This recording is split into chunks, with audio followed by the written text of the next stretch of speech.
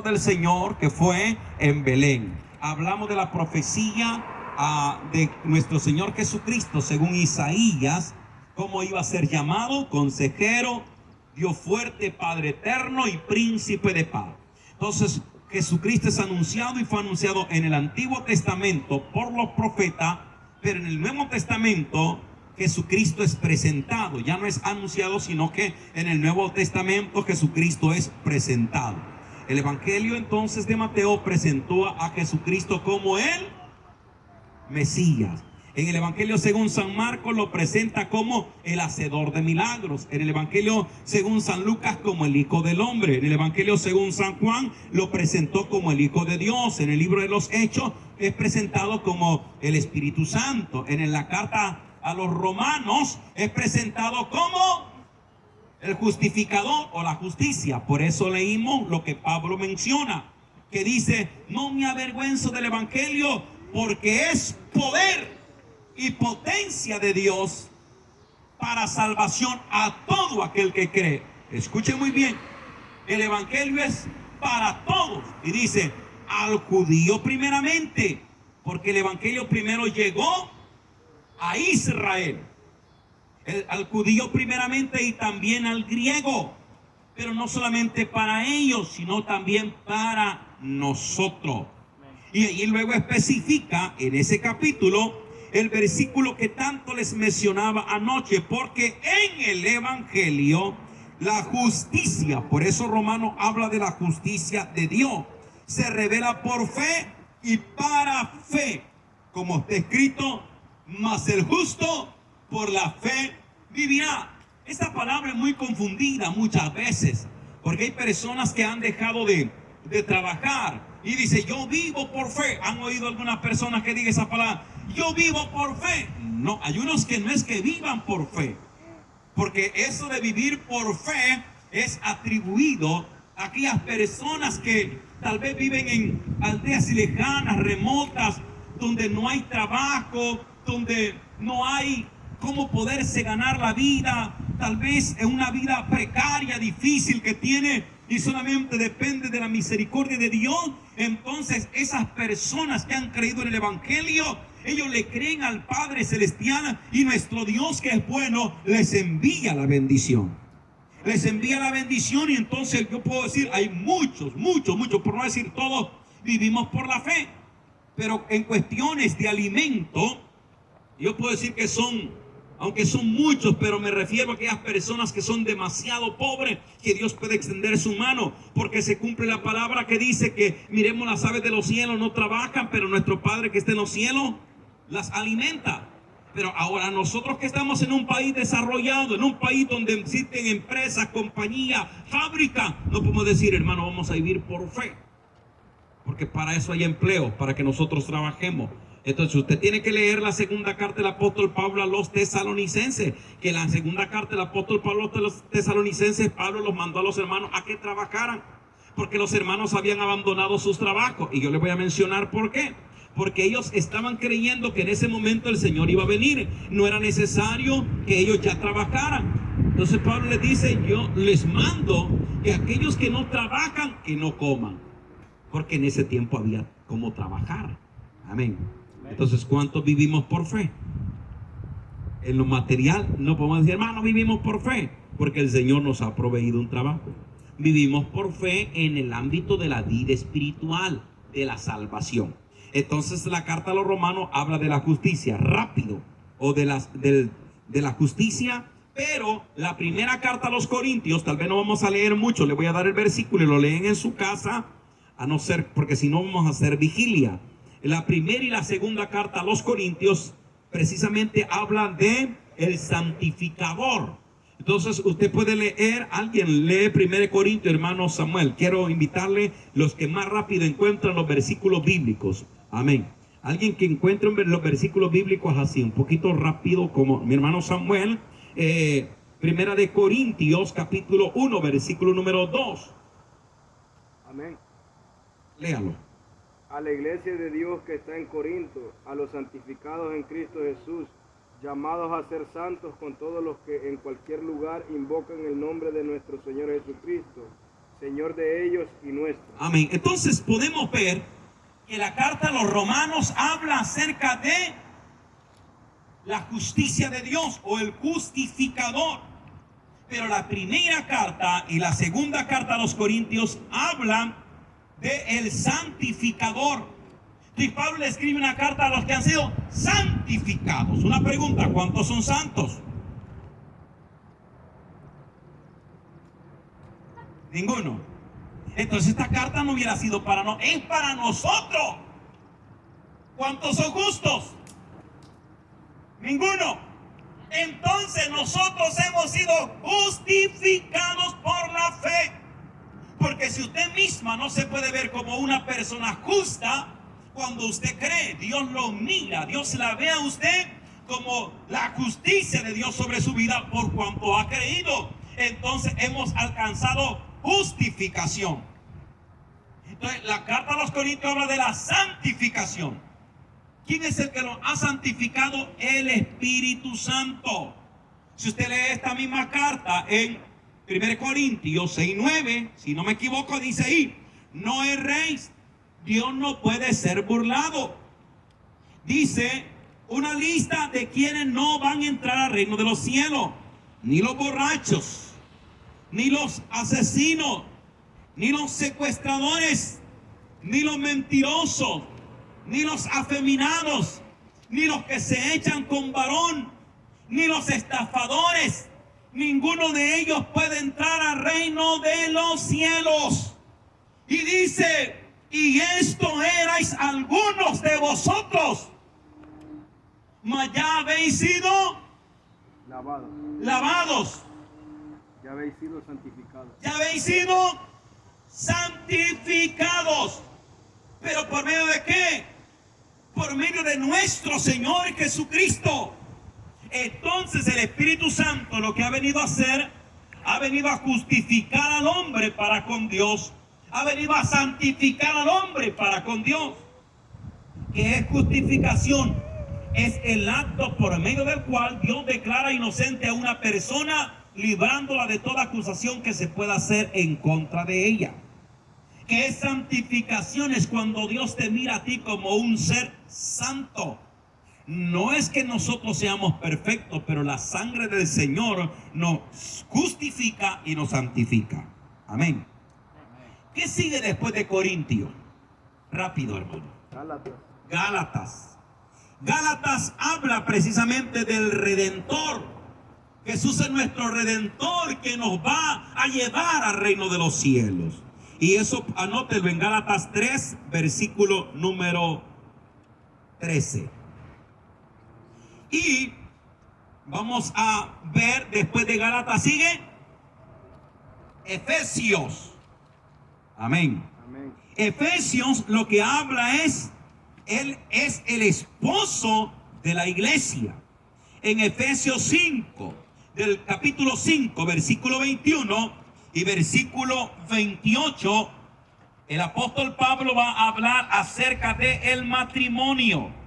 Y va a ser una enseñanza acerca de la conducta del esposo y de la esposa, refiriéndose también que es la misma manera como la iglesia debe de comportarse con su esposo, que es nuestro Señor Jesucristo.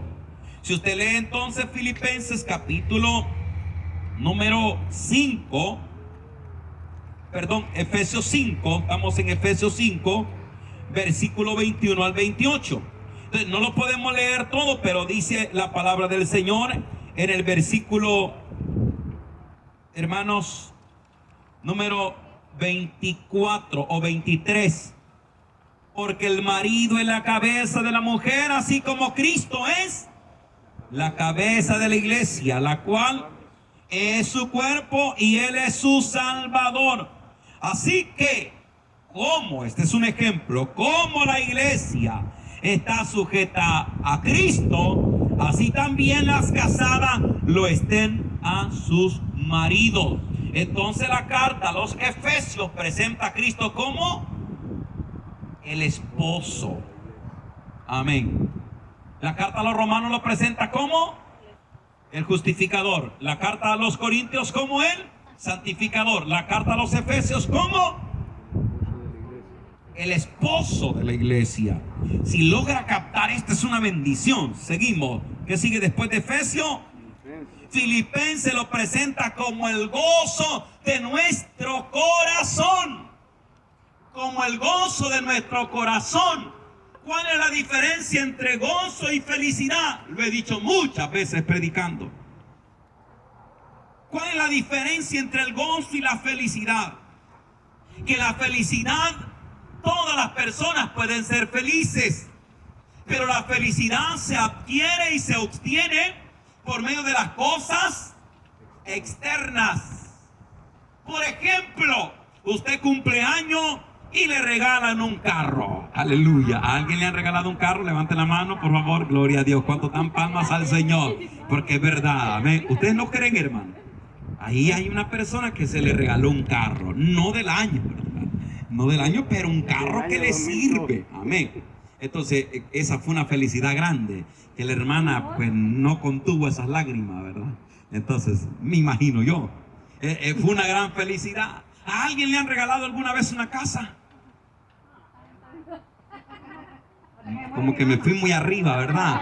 Pero el Señor dijo, ustedes, hermanos, usen la fe.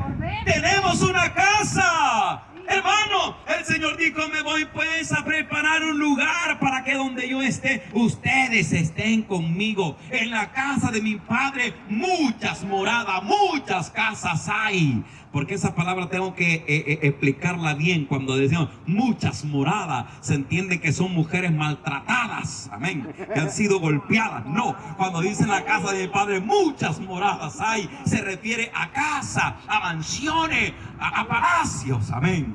Entonces, por eso hago una referencia. Entonces, si nunca le han regalado una casa aquí en la tierra, tenemos una mansión en el reino de los cielos. Y yo espero que muy pronto nos vayamos. De todo corazón se lo digo, hermano. Si usted puede construir su casa y tenerla aquí, gloria a Dios, y cuando ya no aguante diga, Señor, gracias, tengo que estar pagando aquí, pero muy pronto nos vamos a heredar esa casa que el Señor tiene. Por eso es que los ladrones, dijo en 1 Corintios 6:9, no pueden heredar el reino de los cielos, porque las calles son de oro, hermano. Y las puertas de la Nueva Jerusalén son de piedras preciosas, amén, de diamante, que un diamante de esos, ¿cuánto no valen en este tiempo? Por eso los ladrones no pueden entrar. Judas Iscariote no entró, y si usted roba al Señor, tampoco va a entrar. Amén, gloria a Dios. ¿Cuántos se gozan por eso, hermano? Goces, hermano. Si siente que el Señor le hable en algo, usted goces. El gozo del Señor es nuestra fortaleza. Entonces, la diferencia entre felicidad y gozo es grande. La felicidad es por lo externo, por lo que recibimos. ¿Qué más nos alegra? Aparte de un cumpleaños o un nacimiento de un niño, ¿o no? Cuando nace un niño, un matrimonio, todo lo externo, todo lo que viene, toda la buena noticia nos provoca felicidad. Pero la epístola o la carta a los Filipenses dice que Él presenta al Señor como el gozo de nuestro corazón. Pregunta, entonces, ¿qué es el gozo? El gozo es un fruto del Espíritu. Un fruto del Espíritu. Porque el fruto del Espíritu, dice Gálatas 5, es amor, gozo, paz, paciencia, benignidad, bondad, fe, templanza, mansedumbre. Te parece como uno de los frutos del Espíritu. Entonces el gozo, yo no necesito tener un carro nuevo para tener gozo. Yo no necesito tener una mansión para tener gozo. Yo no necesito tener cuentas bancarias para tener gozo. Entonces el gozo es diferente a la felicidad. ¿Por qué digo esto? Porque cuando Pablo y Silas estaban presos en la cárcel, lo que escribe o describe el libro de los Hechos, ¿se recuerda? Estaban presos, ¿qué es lo que hacían? Cantaban. Oraban y cantaban al Señor. Pero si la Biblia menciona en Santiago, si alguno está alegre, la palabra alegre es feliz, cante. Pero estos no estaban felices, estos estaban con cadenas, con cepo. Estaban prisioneros en el calabozo de más adentro. Habían sido azotados. Ya estaban heridos. ¿Y cómo es que así, hermanos? Ellos podían cantar y alabar al Señor. Porque no era la felicidad. ¿Y quién va a estar feliz que lo azoten? ¿Quién va a estar feliz en la cárcel y que le pongan una bola de hierro? Ese es el cepo. Que cómo se corre. Nadie. Pero como ellos no dependían de lo externo, había un gozo que estaba ahí. Que ese gozo es parte del fruto del Espíritu. Ese gozo no lo puede quitar nadie. Ese gozo no lo puede robar nadie, porque el gozo es parte del fruto del Espíritu. Entonces ese gozo que tenían ellos lo hacían cantar, lo hacían alabar. Entonces quiero decirle, hermano, no importa bajo qué circunstancias usted esté viviendo, pasando. Puede ser que esté enfermo, su diagnóstico puede ser que sea malo, puede ser que tenga grandes problemas financieros, puede ser que tenga problemas en su hogar, con los hijos, en el matrimonio, pero eso no le puede robar el gozo, porque el gozo lo ha dado el Señor, y si lo ha dado el Espíritu Santo, no se lo podrá robar nadie, ni el diablo, ni las circunstancias, porque el Señor se lo ha dado. Mire, bien decía el hermano G. Ávila, sonría, Cristo le ama. Pero es que el corazón contento hermosea el rostro, hermano. Hay personas, ¿sabe que en la cara tenemos más músculos que en el cuerpo? ¿Sabían ustedes eso? Y cuando usted se ríe, ejercita. Pero hay personas que ya tienen marcada ahí porque nunca se han reído. Aleluya. Amén, hermano. Hay unos que nunca se han reído. Alguien decía en un programa muy famoso secular, siempre que empezaba un programa de la radio decía, sonría porque la risa es saludable. Y yo no entendía por qué decía así. Y es verdad, porque cuando usted se ríe, usted está ejercitando los músculos de su cara, hermano. Y esa sonrisa no es de falsedades, por cuando uno se ríe es porque hay un gozo por dentro. Véale el rostro a una persona cuando está triste, cuando algo rápido detectan y le dicen, usted tiene algún problema o algo está pasando, porque en su rostro se nota. Amén. Entonces, ¿cuántos tienen felicidad? ¿Cuántos tienen gozo? Amén. Entonces, y si tenemos felicidad y tenemos gozo, pues gloria a Dios. Pero si alguno no tiene felicidad, pero tiene gozo, eso es más que suficiente para alabar al Señor. Por eso usted cante con todo su corazón aquí, hermanos. Cante con libertad. Nadie le va a decir nada. Amén. Nadie le va a decir nada por alabar al Señor. Entonces, Filipenses, o la carta de Filipenses habla de ¿qué dijimos? Del gozo de nuestro corazón. Solo anótelo, Filipenses capítulo 4. Versículo número 1 al 4. Ahí dice la palabra del Señor claramente. Así que, hermanos míos, amados, deseado gozo y corona mía, estad así firmes en el Señor amado. Entonces esa palabra gozo en ese capítulo 4, como la repite constantemente Pablo. Seguimos. Después de Filipenses, ¿qué sigue? Vaya saltando. Hoy va a leer toda la Biblia, gloria a Dios, todo el Nuevo Testamento.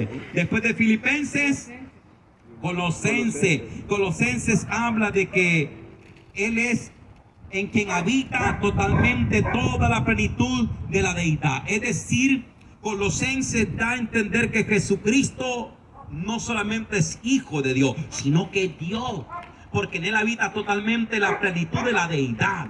Ahí dice en Colosenses, hermano Samuel 2:9, habla de que Jesucristo no solamente era hombre, sino que era Dios. Pregunta, ¿por qué Jesucristo era Dios y es Dios? Porque solamente Él tiene poder para perdonar pecados. Amén. Por eso es que cuando le decía, hijo, tus pecados te son perdonados, la gente decía, pero ¿quién es este blasfemo? ¿Quién puede perdonar pecados si no solamente Dios? Pues Él es Dios. Y allí dice que en Él habita corporalmente toda la plenitud de la deidad. Así dice ese versículo. Amén. Para que ya no lo lea el hermano. Entonces, Tesalonicense lo que hace es dar una referencia que Jesús no solamente es el Hijo de Dios, sino que es Dios. Por eso nosotros creemos en Padre, Hijo y Espíritu Santo y sabemos que los tres son uno solo. Amén.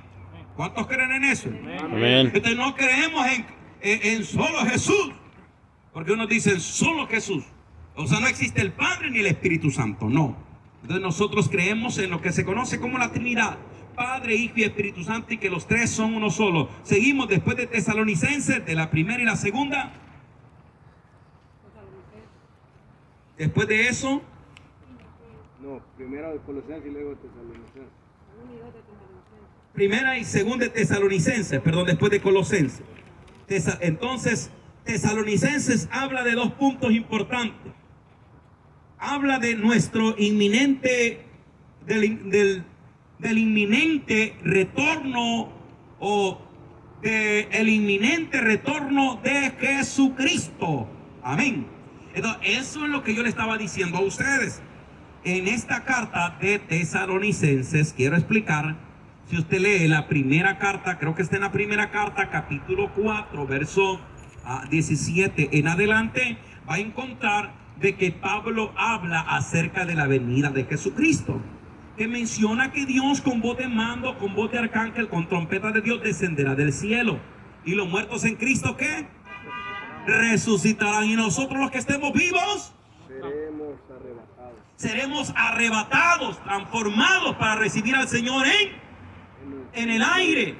Entonces eso Pablo le escribe a los hermanos de Tesalónica.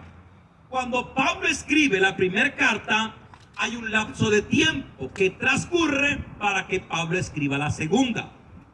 En la segunda carta, Pablo escribe de que los hermanos no deben de detenerse de su jornada, porque muchos habían dejado de trabajar.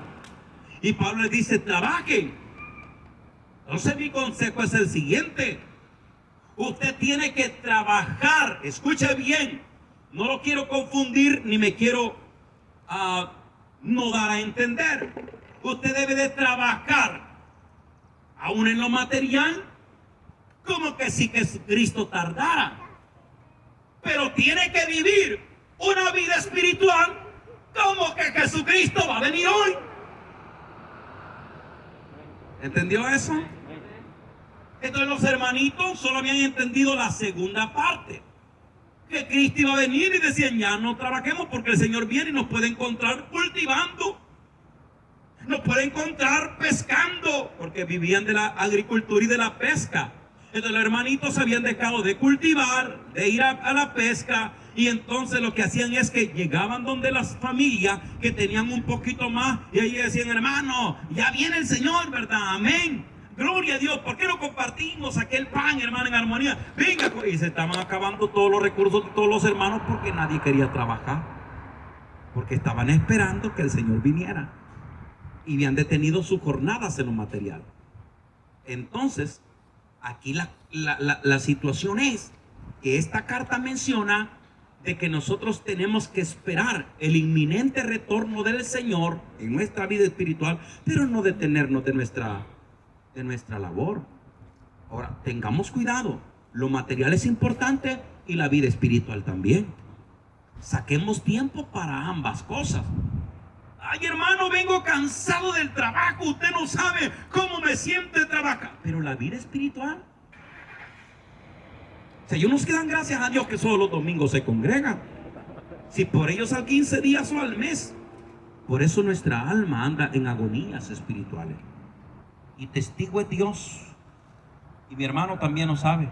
Si la única alegría que tenemos es el estar aquí compartiendo, el que llegue el domingo, el que llegue el sábado, eso se desea tanto, porque dice, vamos a estar juntos con los hermanos, vamos a estar escuchando la palabra, cantando en el Señor, porque ahora, el día de mañana, vamos a la misma jornada. ¿Cuál es la jornada? Ir al trabajo y luego en la noche estar esperando que llegue a las 9 de la noche para conectarnos en oración. Y eso es lo que se conectan.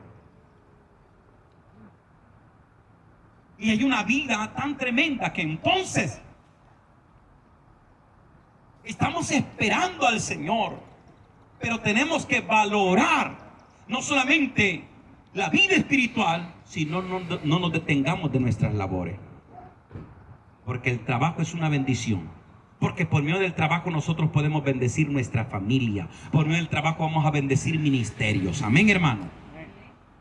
Amén. Entonces, si usted no lo cree, esa carta por eso se escribió. Sigo, hermano, porque si no, hacemos vigilia.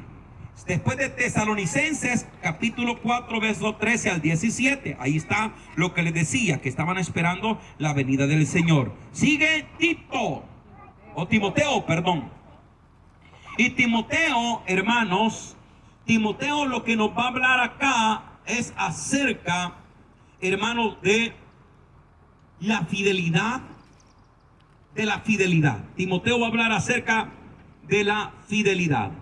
Entonces, dice el capítulo número 4 de primera y segunda de Timoteo, porque tiene también dos epístolas. Habla en la primera de fidelidad y la segunda nos va a hablar acerca de lo importante de terminar nuestra jornada. Amén. Cuando me refiero a la primera, hermanos, de fidelidad, dice en el capítulo número 4, versículo 6: si esto enseñas a los hermanos, será buen ministro de Jesucristo, nutridos con las palabras de la fe y de buena doctrina que ha seguido. Desecha las fábulas profanas y de viejas. Ejercítate para la piedad. Amén. Entonces, habla precisamente de la fidelidad y de cómo tenemos que terminar nuestra jornada en la tierra. Capítulo 4 de la segunda epístola. Ahí menciona Pablo y dice como su testamento. Versículo 1: te encarezco delante de Dios y del Señor Jesucristo, que juzgará a los vivos y a los muertos en su